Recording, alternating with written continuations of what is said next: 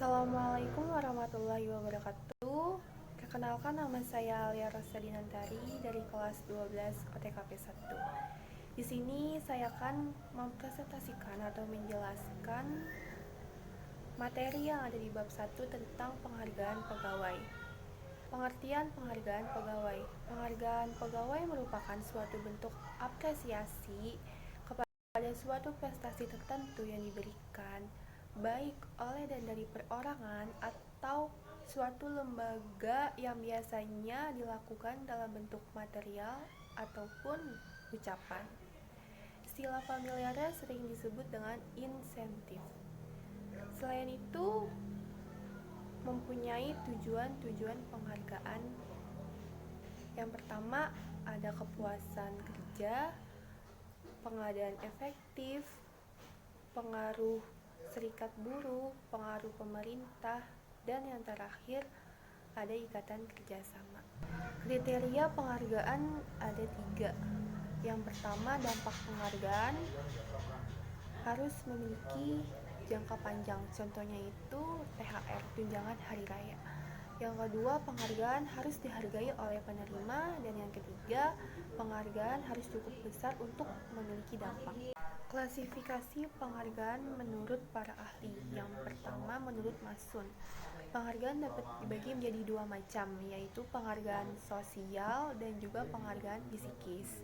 Menurut Redner dan Kinichi, terdapat 2 macam juga, yaitu penghargaan intrinsik dan penghargaan ekstrinsik. Pemberian penghargaan terdapat 9 dimensi: isi pekerjaan, pembayaran, promosi, pengakuan, kondisi kerja, keuntungan, personal, pemimpin, dan umum.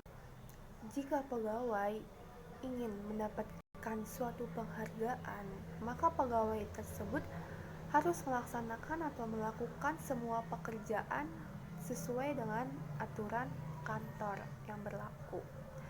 Nah, makanya dari itu terdapat faktor yang mempengaruhi pemberian penghargaan. Yang pertama itu ada konsistensi internal. Yang kedua, kompetensi eksternal. Yang ketiga, kontribusi karyawan. Dan yang keempat itu ada administrasi.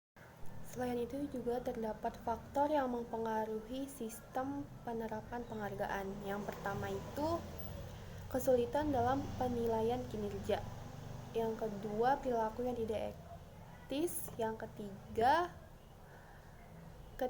efek negatif dalam semangat bekerja.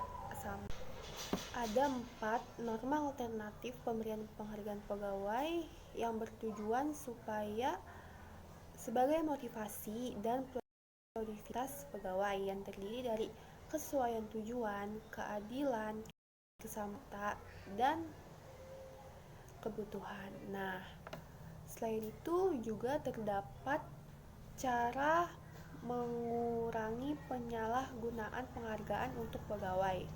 Yang pertama itu pengurangan tanggung jawab. Yang kedua, pergantian posisi jabatan, penurunan pangkat, penundaan peningkatan gaji atau promosi jabatan. Yang kelima adalah pemberhentian kerja. Sekian presentasi saya atau penjelasan saya. Kurang lebihnya mohon maaf. Wassalamualaikum warahmatullahi wabarakatuh.